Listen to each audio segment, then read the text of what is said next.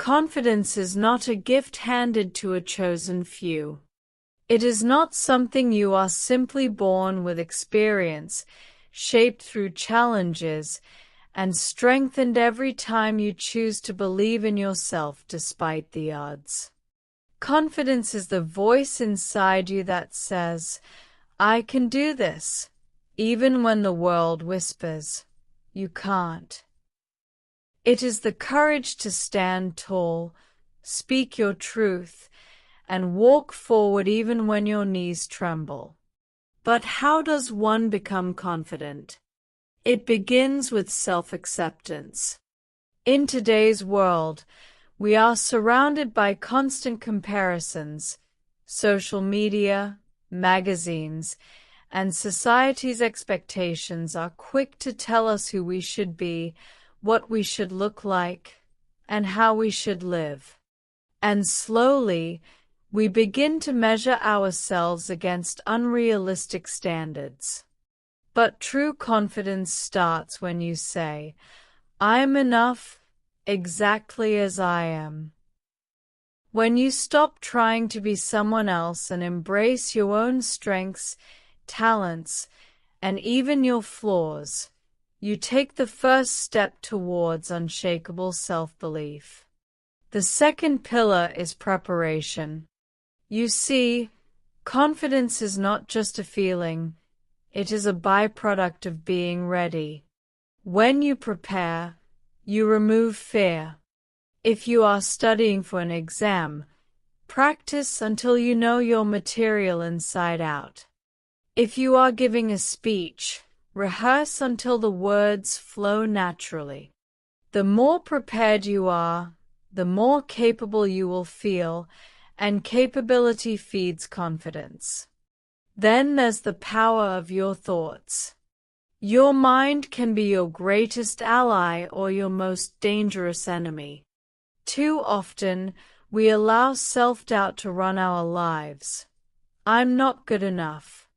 I'll probably fail. People will judge me." But what if, instead, you trained your mind to focus on possibility? What if every time fear spoke, you replied with, "I am capable.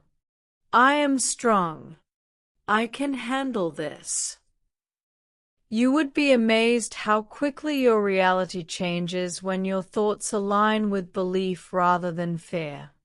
The people around you also shape your confidence. If you spend your time with those who belittle you, mock your dreams, or point out only your mistakes, your self-esteem will wither. But when you surround yourself with those who believe in you, who push you to be your best and remind you of your worth, your confidence will grow. Choose your circle wisely. They are the mirror through which you see yourself. But perhaps the most important ingredient of confidence is action. You cannot think your way into confidence. You must live your way into it. Every time you step outside your comfort zone, you prove to yourself that you are stronger than you think. Speak up in that meeting. Apply for that job. Talk to that person you admire. Take that first step towards your dream. Each victory, no matter how small, adds another brick to the foundation of your self-belief. And here's the truth. You will stumble. You will fail. You will face rejection. But every failure is not the end. It is a stepping stone. It teaches you, it shapes you, and most importantly, it reminds you that you can survive hard things and still keep going. Confidence is not about being perfect. It's about standing tall despite imperfections. It's about trusting yourself in the storm, knowing that no matter what comes, you have the strength to face it. So today, I challenge you, stop waiting for confidence to appear magically.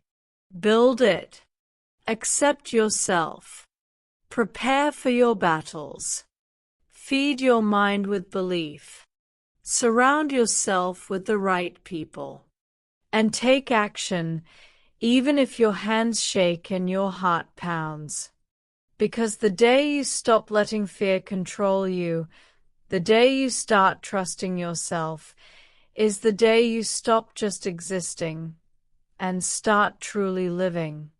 And remember, the most confident people in the world were once just like you. The only difference? They decided to believe in themselves before anyone else did. If you like this article, do not forget to like and subscribe, please.